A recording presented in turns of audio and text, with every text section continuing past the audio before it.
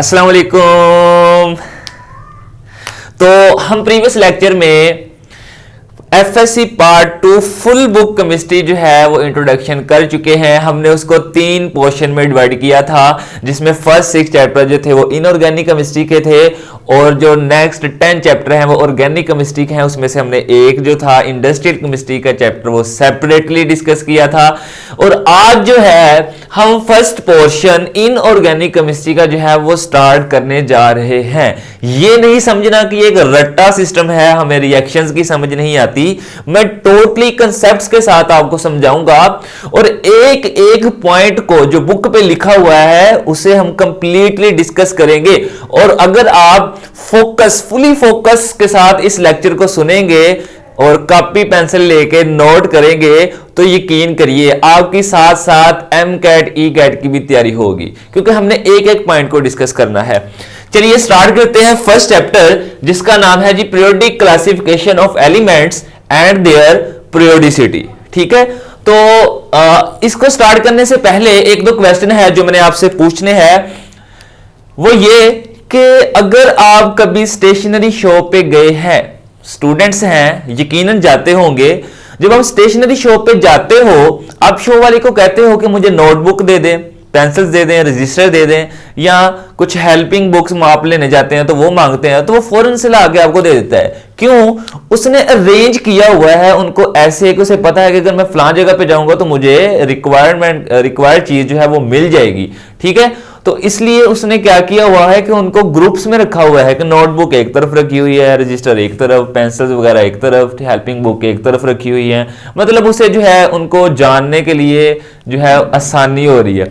इसी तरह अगर हम एक क्लास की बात करें तो एक क्लास में डिफरेंट स्टूडेंट्स होते हैं, उनको हम 3 पोर्शन में कैटेगराइज कर सकते हैं। फर्स्ट वन वो स्टूडेंट्स जो बहुत इंटेलिजेंट हैं, उसके बाद वो स्टूडेंट्स जो एवरेज माइंड के हैं, ठीक है, उसके बाद वो स्टूडेंट जो नालायक हैं। नालायक तो हम उसने कह नहीं सकते, डल कह सकते हैं, क्योंकि कोई भी बंदा नालायक नहीं होता, वो डिपेंड करता है उसकी मेहनत पे कि वो मेहनत कितनी करता है। अब उन्हें हम डल स्टूडेंट्स कह सकते हैं क्योंकि वो मेहनत नहीं करते जितनी उन्हें करनी चाहिए। तो एक क्लास में 3 टाइप के स्टूडेंट हैं। अगर हम उनको 3 ग्रुप्स में रखेंगे तो उनको जानना हमारे लिए बहुत ही आसान हो जाएगा। इसी तरह जो हमारे पास चैप्टर 1 है उसमें हमने देखनी है कि किस तरह एलिमेंट की डिस्कवरी हुई, कौन कौन से साइंसदानों ने आके उनको अपने नजरियात के मुताबिक अरेंज किया। ठीक है, ये सारा हमने इस चैप्टर में डिस्कस करना है। तो सबसे पहले जो एलिमेंट्स थे वो 9 डिस्कवर हुए थे। ठीक है, 18th सेंचुरी की शुरुआत में जो शुरू में एलिमेंट डिस्कवर हुए थे वो टोटल 9 एलिमेंट थे, लेकिन at the end of 18th century we discovered 63 elements. अब इतने सारे एलिमेंट्स को अकेले अकेले यानी सेपरेटली स्टडी करना बहुत मुश्किल हो जाता है, क्योंकि एक एलिमेंट की कितनी सारी प्रॉपर्टीज हैं, melting point, boiling point, atomic radius, ionic radius, shielding effect, ionisation energy, electron affinity, electronegativity, बहुत सारी जो है उसकी जो है वो स्टडी है। ठीक है, बहुत सारी उसकी प्रॉपर्टी है। एक एक एलिमेंट को हम किस तरह स्टडी करते, ये हमारे लिए बहुत टफ है और टाइम का जो है ये ज़या है। ठीक है, तो यहां पे बहुत सारे साइंसदानों ने सोचा कि हमें इनको एक ऐसे ग्रुप्स में यानी इनकी हमने एक ऐसी अरेंजमेंट हमें बनानी चाहिए जिसमें इनको स्टडी करना बहुत आसान हो जाए। ठीक है, तो उन्होंने इनको अरेंज किया एक टेबल में on the basis of their properties. ठीक है, तो हम पीरियोडिक टेबल को सबसे पहले देख लेते हैं कि पीरियोडिक टेबल हमारे पास है क्या। पीरियोडिक टेबल हम इसको इस तरह भी डेफिनेशन कर सकते हैं कि अ टेबल इन विच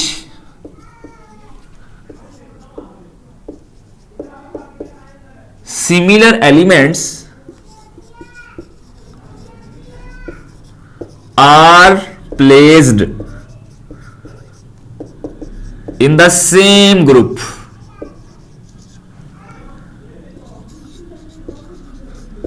मतलब ऐसा टेबल जिसमें एक जैसे एलिमेंट्स को हमने एक ही ग्रुप में रखा हुआ है उसको हम कहेंगे पीरियोडिक टेबल। या तो हम ये डेफिनेशन कर सकते हैं जो कि बिल्कुल सिंपल है, उसके अलावा बुक पे एक और डेफिनेशन लिखी हुई है वो भी हम यहां पे देख सकते हैं। तो वो है जी, it is the basic framework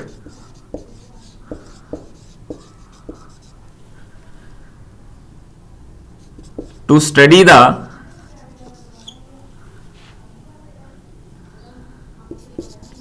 periodic variation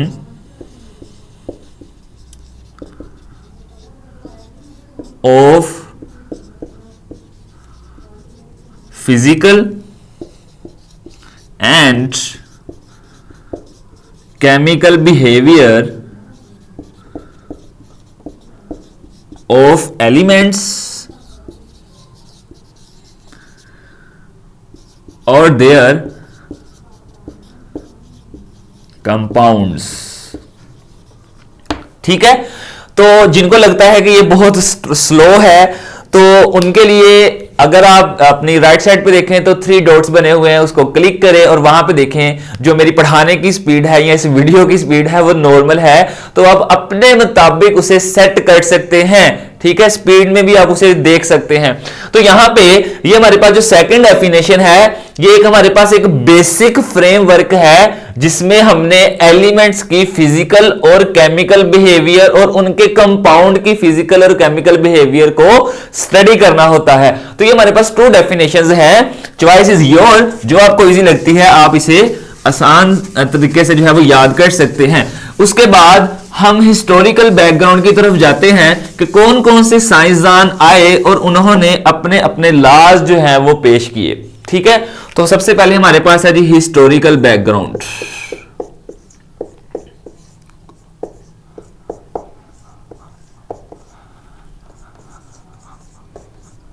historical background,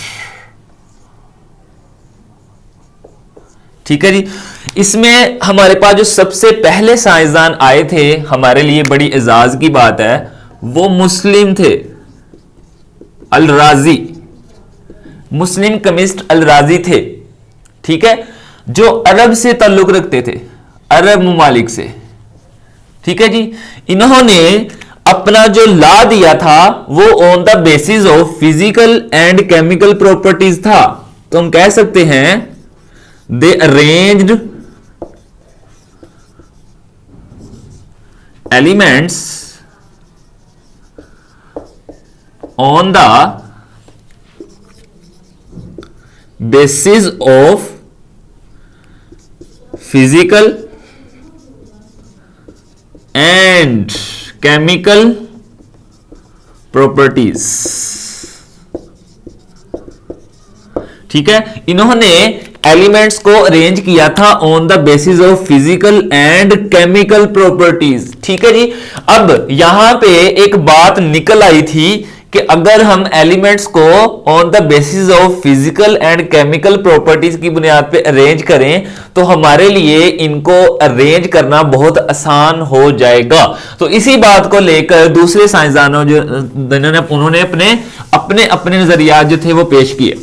ठीक है जी, उसके बाद हमारे पास जो सेकंड साइंसदान आए थे वो थे डोब्रेनर, जो कि बहुत बड़े साइंसदान हैं।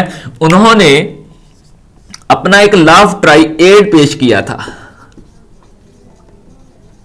डोब्रेनर जो थे ये जर्मन से ताल्लुक रखते थे और ये 1829 में इन्होंने अपना जो लॉ था वो पब्लिश करवाया था। जो लॉ जो था वो था जी लॉ ऑफ ट्राइएड्स। लॉ ऑफ ट्राइएड्स का मतलब है इन्होंने तीन एलिमेंट्स पर मुश्तमिल ग्रुप्स बनाए और उन्होंने कहा कि जो साइड वाले जो टर्मिनल एलिमेंट्स हैं अगर उनके एटॉमिक मासेस को हम सम करें तो सेंटर वाला जो एलिमेंट है उसका एटॉमिक मास निकल आएगा। अगर मैं यहां पे लिखूं, हमारे पास एक ग्रुप है जिसमें हमारे पास 3 एलिमेंट्स हैं A B C।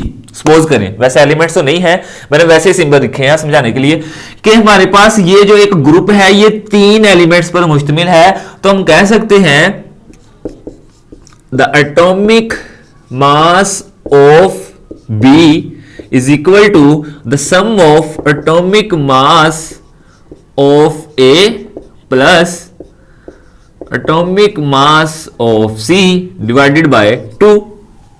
ठीक है, तो ये भी यही कहता है कि अगर हम टर्मिनल एलिमेंट्स के एटॉमिक मासेस को सम करें और 2 पे डिवाइड करें, यानी हम इसका अर्थमेटिक मीन लें, तो हमारे पास जो सेंट्रल एलिमेंट्स है उसका एटॉमिक मास आ जाएगा।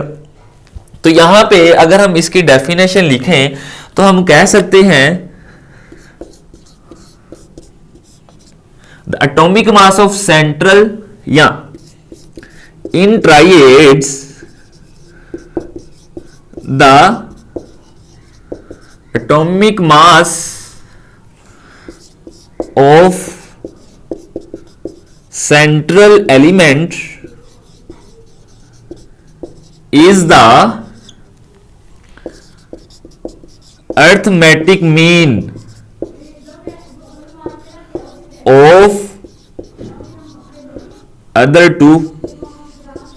ठीक है, तो सेंट्रल एलिमेंट जो है उसका एटॉमिक मास जो होगा वो अदर 2 एलिमेंट्स का अर्थमेटिक मीन होगा। ये हमें डोब्राइनर ने कहा था, जो कि जर्मन केमिस्ट हैं, इन्होंने अपना एक लॉ पेश किया था, लॉ ऑफ ट्राइएड्स, जिसमें इन्होंने बताया था इफ वी टेक या हम जानना चाहते हैं कि in triads the atomic mass of central element is the arithmetic mean of the other 2। ठीक है, तो ये था इसका लॉ ऑफ ट्राइएड्स।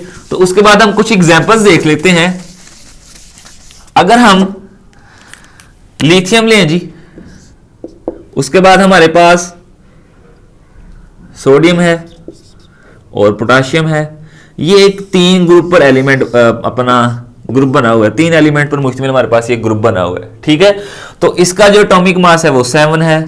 ठीक है, इसका हमारे पास है 39।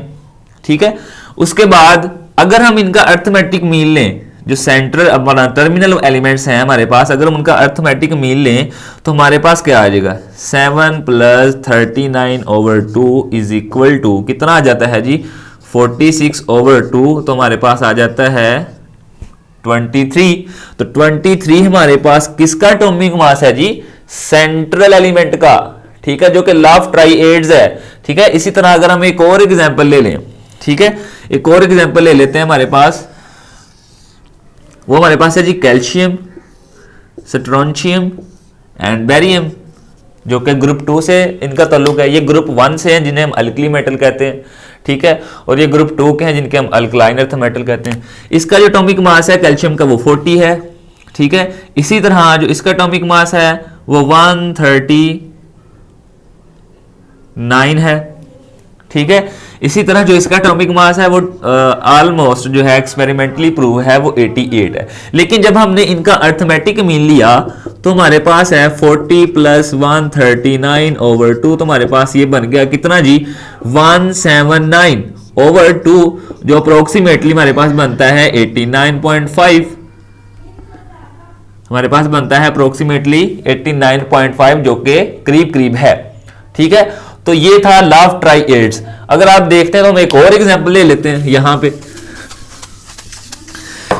अब हम बात करते हैं ग्रुप 7 की, जो कि नोबल गैसेज हैं। ठीक है, यहां पे हमारे पास है जी एक ग्रुप और जो कि नोबल गैसेज पर मुश्तमिल है। क्लोरीन है जी, ब्रोमीन है, उसके बाद हमारे पास आयोडीन है। क्लोरीन का जो एटॉमिक मास है वो हमें पता है 35.5 है। इसी तरह आयोडीन का जो एटॉमिक मास है 127 है। ठीक है, 127 इसका एटॉमिक मास है। इसी तरह यहां पे हम ब्रोमीन की बात करें तो इसका जो है वो टोटल 80 है। ठीक है, अगर हम इसका सम लें तो हमारे पास बनता है 35.5 + 127/2, और अगर हम इसको सम करें तो हमारे पास बनता है 162.5/2। तो अगर हम इसको 2 पे डिवाइड करें तो हमारे पास अप्रोक्सीमेटली जो आता है वो हमारे पास है जी 81.25। ठीक है, जो कि अप्रोक्सीमेटली जो है वो करीब करीब है, लेकिन एक्सपेरिमेंटली जो है वो हमारे पास 80 है। तो ये था law of triad in triads the atomic mass of central element is the arithmetic mean of other two. ठीक है, अगर हम टर्मिनल एलिमेंट्स का सम लें, उसको 2 पे डिवाइड करें, तो मिड वाला जो एलिमेंट है उसका एटॉमिक मास जो है वो हमें पता चल जाएगा। ये था लॉ ऑफ ट्राइएड। लेकिन अब ये रिजेक्ट कैसे हुआ हम देख लेते हैं, मतलब इसके कुछ ड्रॉबैक्स भी थे, वो भी हम देख लेते हैं। ठीक है, इसका जो ड्रॉबैक जो था मेन, वो यही था कि जितने भी पीरियोडिक टेबल में एलिमेंट्स थे उनके लिए, सबके लिए ये लॉ एप्लीकेबल नहीं था। ठीक है, इट डज नॉट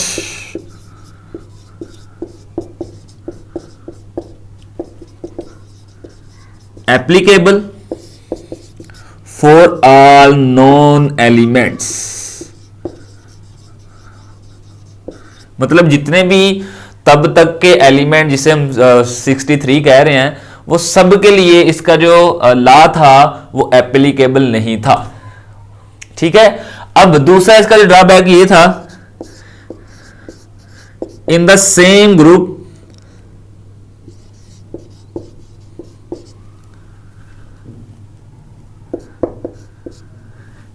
एक ही ग्रुप में तमाम एलिमेंट्स के लिए ये एप्लीकेबल नहीं था। इन the same group it was not correct for all the elements।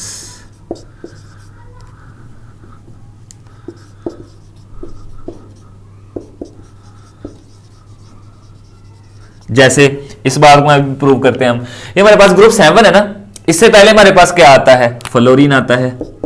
ठीक है, फ्लोरीन, क्लोरीन, ब्रोमीन है, आयोडीन है। ठीक है, तो अगर हम इन दोनों का लें तो हमारे पास ये आएगा क्लोरीन का। ठीक है, अगर हम इन दोनों का अर्थमेटिक मीन लें तो हमारे पास क्लोरीन का आएगा या नहीं। ठीक है, तो वो भी देख लेते हैं। हमारे पास जो फ्लोरीन है इसका जो एटॉमिक मास है वो है 19। ठीक है, अगर हम इन दोनों का सम लेते हैं तो हमारे पास क्या आएगा, 19 प्लस 80/2। तो 80 प्लस 90 कितना होता है, 99/2। तो हमारे पास आ रहा है 49.5 अप्रोक्सीमेटली। ठीक है, अब यहां पे देखो क्लोरीन का है 35.5, जबकि यहां पे इन दोनों का हमने जब टर्मिनल लिया, अर्थमेटिक मीन लिया फ्लोरीन का और ब्रोमीन का, तो हमारे पास आ रहा है 49.5, जो कि यहां पे एक ही ग्रुप में तमाम एलिमेंट्स के लिए ये जो लॉ था ये एप्लीकेबल नहीं था। ये थे इसके डीमेरिट्स जो कि हमने यहां पे डिस्कस किए हैं। उसके बाद जब ये डुब्राइनर जो था नाकाम हुआ, मतलब तमाम नॉन एलिमेंट्स के लिए इसका जो लॉ था वो एप्लीकेबल नहीं था, उसके बाद हमारे पास एक और साइंसदान आया तीसरे नंबर पे। वो साइंसदान जो थे वो थे न्यूलैंड। ठीक है जी, न्यूलैंड जो थे उनका जो तल्लुक था वो इंग्लिश, यानी इंग्लिश केमिस्ट थे वो। ठीक है, ये आए हमारे पास 1864 में। ठीक है, इन्होंने अपना लॉ ऑफ ऑक्टेव दिया, वो था लॉ ऑफ ट्राइएड्स, अब ये है law of Octave.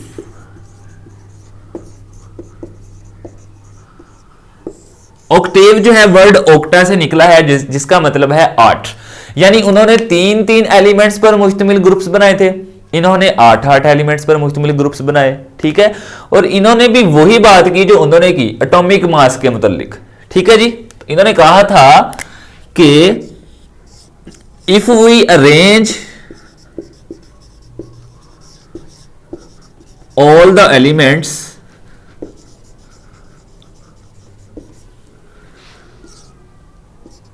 on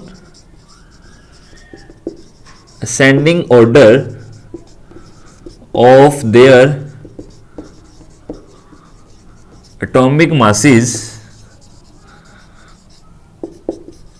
then every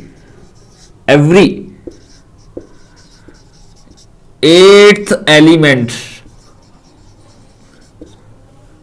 then the property of every eighth element is similar to the first one।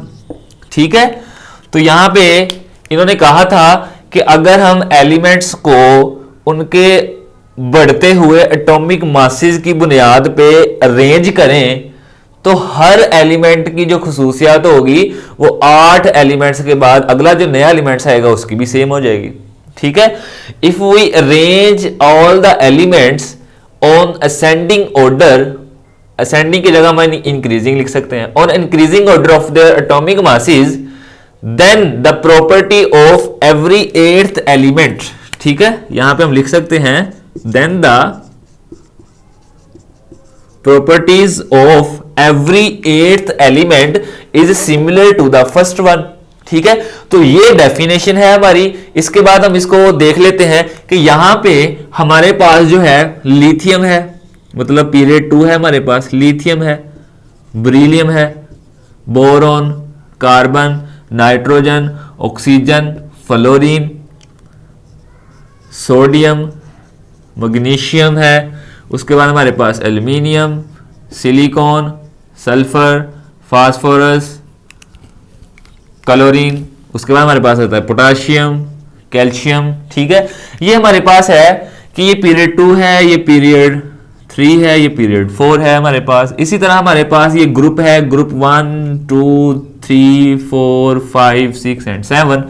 ठीक है, तो इन्होंने कहा था कि अगर हम गिनती जो है वो यहां से स्टार्ट करें, ठीक है, लिथियम से, तो हर 8वां एलिमेंट जो होगा उसकी प्रॉपर्टी जो है वो पहले वाले से मिलती होगी। तो स्टार्ट कर लेते हैं कि ये हमारे पास लिथियम 1 है, सपोज करें 1 2 3 4 5 6 7, और 8 वाला एलिमेंट हमारे पास सोडियम है जिसकी प्रॉपर्टी सिमिलर है लिथियम से। ठीक है, तो इन्होंने यही कहा था कि अगर हम एलिमेंट्स को उनके बढ़ते हुए एटॉमिक मासेस की बुनियाद पे अरेंज करें तो हर 8वां एलिमेंट जो है उसकी खसूसियात पहले वाले एलिमेंट के साथ मिलती होगी। होप सो कि आपको लॉ ऑफ ऑक्टेव जो है वो समझ आ चुका होगा। लेकिन यहां पे इसके भी कुछ डीमेरिट्स थे। डीमेरिट्स क्या थे वो हम देख लेते हैं, हमारे पास क्या थे डीमेरिट्स। इनका जो पहला डीमेरिट्स था, इन्होंने फ्यूचर में डिस्कवर होने वाले एलिमेंट्स की ब्लैंक स्पेसेस नहीं थी रखी। ठीक है, तो हम कह सकते हैं इनका जो पहला डीमेरिट था कि इन्होंने जो डिस्कवर होने वाले अभी एलिमेंट्स हैं उनके लिए ब्लैंक स्पेसेस नहीं थी छोड़ी। ठीक है, उसके बाद जो दूसरा ड्रॉबैक है इनका वो ये था कि बाद में जब नोबल गैसेस डिस्कवर हुई तो ये जो लॉ ऑफ ऑक्टेव था ये टोटली रॉन्ग हो गया। ठीक है, डिस्कवरी ऑफ नोबल गैसेस, ठीक है, डिस्कवरी ऑफ नोबल गैसेस कैसे। अब यहां पे देखो कि 7 ग्रुप है। ठीक है, जब 8वां ग्रुप आया जिनको हमने नोबल गैसेस कह दिया था, helium, neon, organ, krypton, xenon. ठीक है, ये हमारे पास जो था ना ये ग्रुप था हमारे पास 8वां। अब यहां पे लॉ ऑफ ऑक्टेव जो था ये टोटली रिजेक्ट हो गया। कैसे, यहां पे देखें कि अगर हम गिनती जब यहां से स्टार्ट करें लिथियम से तो हम कह सकते हैं 1 2 3 4 5 6 7 8, उसके बाद मतलब 9वां एलिमेंट जो है उसकी प्रॉपर्टी मिल रही है फर्स्ट वाले से। ठीक है, तो ये वाला जो लॉ था यहां पे रिजेक्ट हो चुका था जैसे ही नोबल गैसेस जो थी वो डिस्कवर हुई थी। अब ब्लैंक स्पेस जो थी इसने नहीं छोड़ी थी, क्योंकि बाद में हमारे पास 2 एलिमेंट जो थे और डिस्कवर हुए थे, जर्मीनियम हुआ था, गैलियम हुआ था। ठीक है, तो यहां पे इसने इनके लिए जो है वो ब्लैंक स्पेस नहीं छोड़ी थी। ठीक है, तो इसलिए ये ड्रॉबैक इसका। अब ये उन एलिमेंट्स के लिए था जो लाइटर वेट है, मतलब हैवी मेटल्स के लिए ये नहीं लॉ एप्लीकेबल था। ठीक है, लाइटर एलिमेंट्स मतलब ओनली लाइटर एलिमेंट्स के लिए ये लॉ एप्लीकेबल था। तकरीबन हमारे पास अप्रोक्सीमेटली 59 एलिमेंट्स ऐसे थे जिनके ऊपर ये लॉ एप्लीकेबल था। बाकी जो हमारे पास एलिमेंट्स थे जो अभी नोबल गैसेस भी डिस्कवर हो चुकी थी, मतलब पहले 63 थे, उसके बाद नोबल गैसेस भी डिस्कवर हो चुकी थी, तो मतलब तब तक जो था इनका जो लॉ था वो अप्रोक्सीमेटली 59 एलिमेंट्स के ऊपर जो था वो एप्लीकेबल था। बाकी कुछ एलिमेंट्स ऐसे थे जिसके ऊपर लॉ ऑफ ऑक्टेव जो था वो एप्लीकेबल नहीं था। तो ये डीमेरिट्स हैं इनके, जिसकी वजह से इनका जो लॉ ऑफ ऑक्टेव था वो रिजेक्ट कर दिएगा। उसके बाद दौड़ लगी हुई थी, क्योंकि दो साइंसदान जो थे उन्होंने एटॉमिक मास के ऊपर बात कर दी थी। डोब्रेनर ने भी एटॉमिक मास के ऊपर बात की, उसके बाद जो थे हमारे पास न्यूलैंड, उन्होंने भी एटॉमिक मास के ऊपर बात की। तो उसके बाद साइंसदानों की दौड़ लगी हुई थी कि यही प्रॉपर्टी ऐसी है जिसकी बुनियाद पे हम एलिमेंट को अरेंज कर सकते हैं। तो उसके बाद हमारे पास आए जो नंबर 4 पे हैं वो थे मेंडलीव। ठीक है जी, मेंडलीव आए, इन्होंने अपना पीरियोडिक लॉ पेश किया। ठीक है जी, इन्होंने पीरियोडिक लॉ पेश किया। इनका जो पीरियड था, मतलब इनका जो पीरियोडिक टेबल था उसमें 12 पीरियड थे और हमारे पास जो थे 8 ग्रुप थे। इनके जो पीरियोडिक टेबल था इनका जो इन्होंने अरेंज किया था उनमें 12 पीरियड थे और 8 ग्रुप्स थे। ठीक है, जो आपके सिलेबस में लिखा है मैंने वो ही पढ़ाना है। ठीक है, ये नहीं कि जो और सिलेबस में लिखा है वो भी मैं पढ़ाऊं, नहीं, जो एफएससी पार्ट 2 की बुक में लिखा है हमने वो ही पढ़ना है। तो बुक के मुताबिक मेंडलीव का जो पीरियोडिक टेबल था उनमें 12 पीरियड्स थे और 8 ग्रुप्स थे। अब इन्होंने क्या कहा कि ये जो हमारे पास पीरियड्स हैं इनको इन्होंने क्या कह दिया कि जितनी भी हमारे पास हॉरिजॉन्टल रोज हैं वो पीरियड्स हैं। ठीक है जी, हॉरिजॉन्टल रोज जितनी भी हैं उन्हें हमने पीरियड कह दिया, और वर्टिकल कॉलम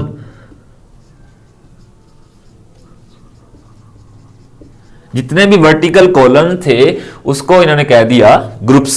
ठीक है, तो इनका जो लॉ था वो क्या था, इन्होंने कहा था कि अगर हम एलिमेंट्स को उनके बढ़ते हुए एटॉमिक मासेस की बुनियाद पे अरेंज करें तो उनकी जो प्रॉपर्टी है वो एक स्पेसिफिक इंटरवल के बाद जो है वो रिपीट होना शुरू हो जाती है। ठीक है, हम कह सकते हैं द प्रॉपर्टीज, अब ये प्रॉपर्टीज फिजिकल भी है केमिकल भी हो सकती है, तो हम यहां पे लिख लेते हैं द प्रॉपर्टीज आइदर फिजिकल और chemical, the properties of elements are the periodic function of their atomic masses। ठीक है जी, उन्होंने कहा था कि जो प्रॉपर्टी है एलिमेंट्स की उनके एटॉमिक मासेस का पीरियोडिक फंक्शन है। यहां पे एक टर्म यूज हुई है पीरियोडिक फंक्शन। पीरियोडिक फंक्शन क्या है, जैसे मैं आपसे पूछूं कि एक वीक है उसमें संडे जो है वो कितने दिनों के बाद आता है, मतलब 6 डेज के बाद आता है संडे। ठीक है, इसी तरह ये एक स्पेसिफिक है, ये कंफर्म है कि 6 डे के बाद ही हमारे पास संडे आएगा। ठीक है, इसी तरह हमारे पास फ्राइडे है वो भी 6 डे के बाद आएगा, सैटरडे है वो भी 6 डे के बाद आएगा। मीन एक पीरियोडिक फंक्शन है, एक स्पेसिफिक इंटरवल है जिसके बाद जाके वो डे आता है। ठीक है, इसी तरह हमारे पास जो रेवोल्यूशन है सन की, ठीक है, या रेवोल्यूशन है हमारे पास मून की। ठीक है, तो इनकी जो हमारे पास रेवोल्यूशन है, मतलब कंप्लीटली जो रेवोल्यूशन करते हैं अराउंड द अर्थ या जमीन करती है अराउंड द सन, वो टोटली जो है हमारे पास 24 आवर्स, मतलब 24 घंटों के बाद ही हमारे पास जो है वो रिवॉल्व होता है। ठीक है, इसी तरह ये एक पीरियोडिक फंक्शन है जिसमें जो प्रॉपर्टी है फिजिकल और केमिकल एक स्पेसिफिक इंटरवल के बाद जो है वो चेंज होती है। ठीक है, जैसे कि यहां पे हम इसकी डेफिनेशन लिख सकते हैं, the properties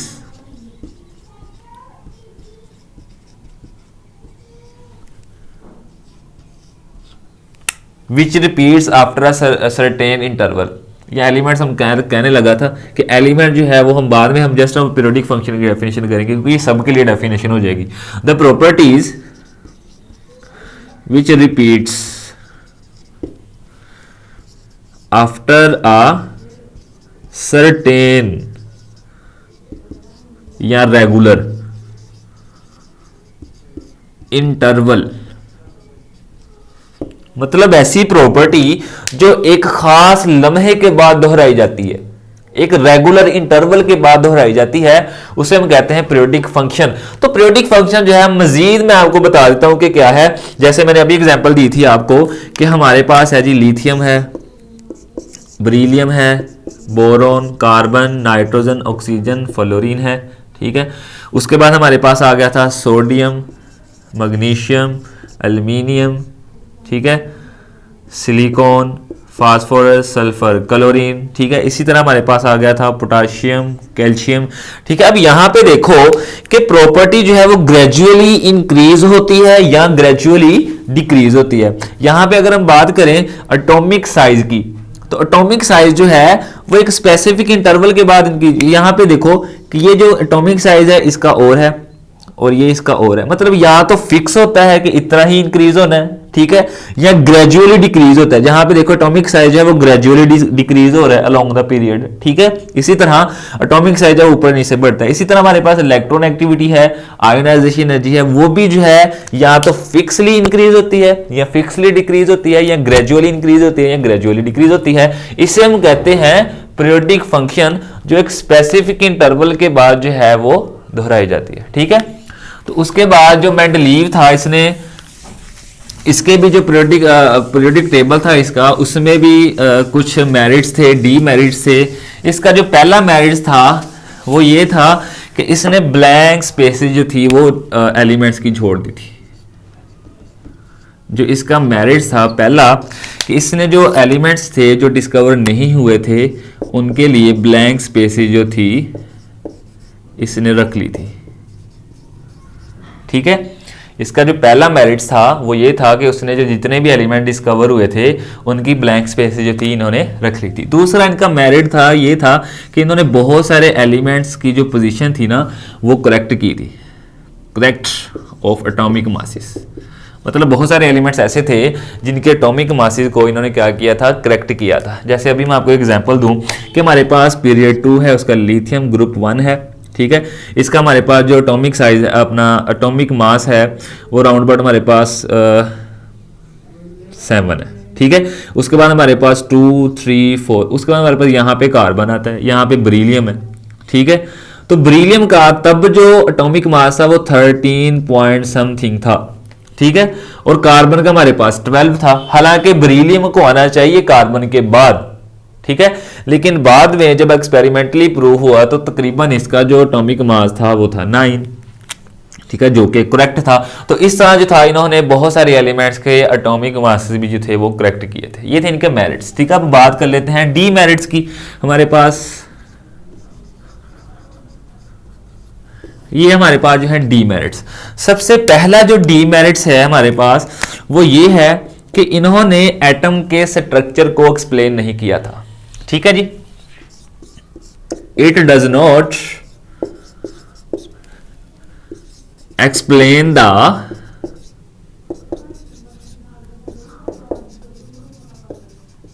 structure of atom, मतलब एटम्स के स्ट्रक्चर को इन्होंने एक्सप्लेन नहीं किया था। उसके बाद इनका जो दूसरा डीमेरिट है वो ये है, it does not clear the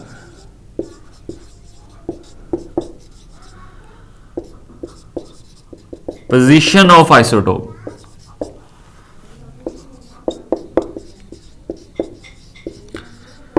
ठीक है, इन्होंने आइसोटोप की जो पोजीशन है वो भी इन्होंने क्लियर नहीं की थी इस अपने पीरियोडिक टेबल में, ठीक है। जैसे हमारे पास कार्बन जो है, कार्बन 12 भी है, कार्बन 13 भी है, इसी तरह कार्बन 14 भी है, ठीक है।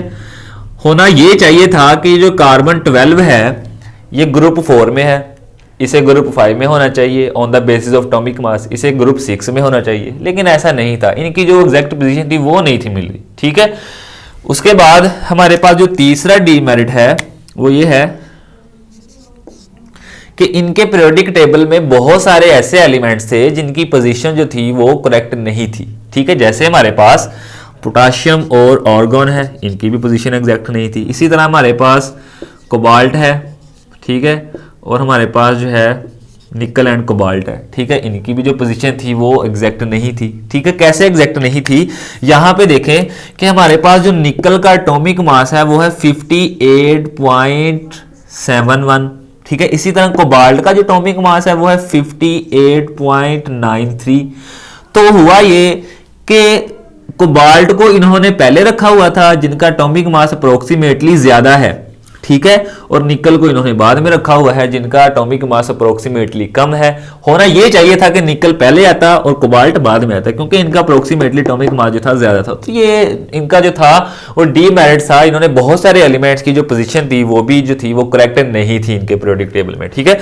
उसके बाद हमारे पास अगर इन्होंने चौथा देखें, फोर्थ देखें अगर इनका हम डीमेरिट्स, तो फोर्थ डीमेरिट्स ये था कि बहुत सारे एलिमेंट्स थे जिनकी प्रॉपर्टी डिफरेंट थी, इन्होंने इनको सेम ग्रुप में रख दिया, ठीक है। The elements having different properties मैं लिखना नहीं चाहता, ठीक है, क्योंकि टाइम जो है वो पहले बहुत कम है हमारे पास, कि हमारे पास जो बहुत सारे ऐसे एलिमेंट्स थे जिनकी प्रॉपर्टी डिफरेंट थी, इन्होंने उनको एक ही ग्रुप में रख दिया। मैं उनकी एग्जांपल लिख देता हूं यहां पे कि the many elements having different physical and chemical properties are placed in the same group, ठीक है। यहां पे हमारे पास जिंक है, मरकरी है, कैडमियम है और मेनी अल्कलाइन अर्थ मेटल और many alkaline earth metal,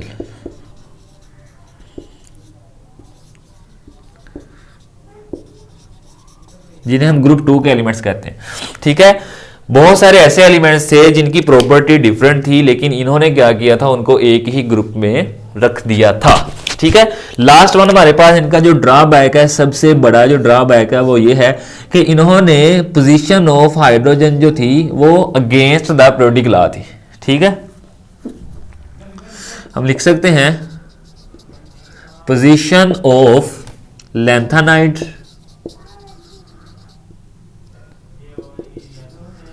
and actinides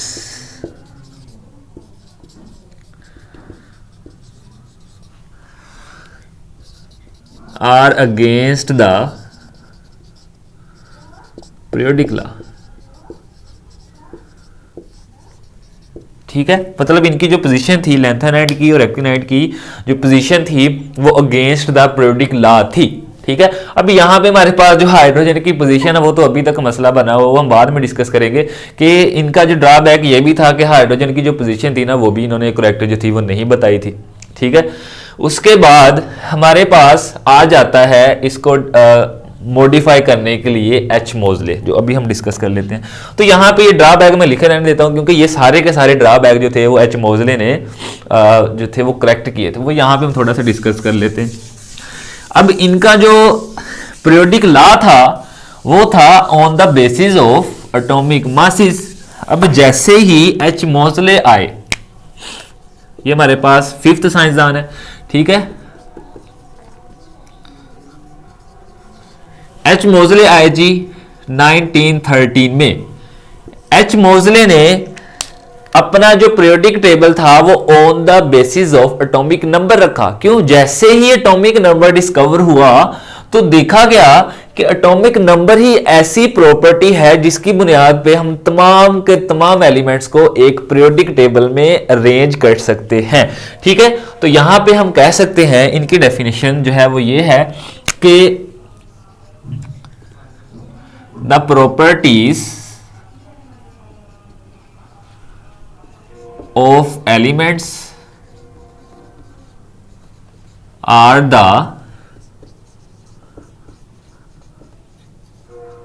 periodic function of their atomic number,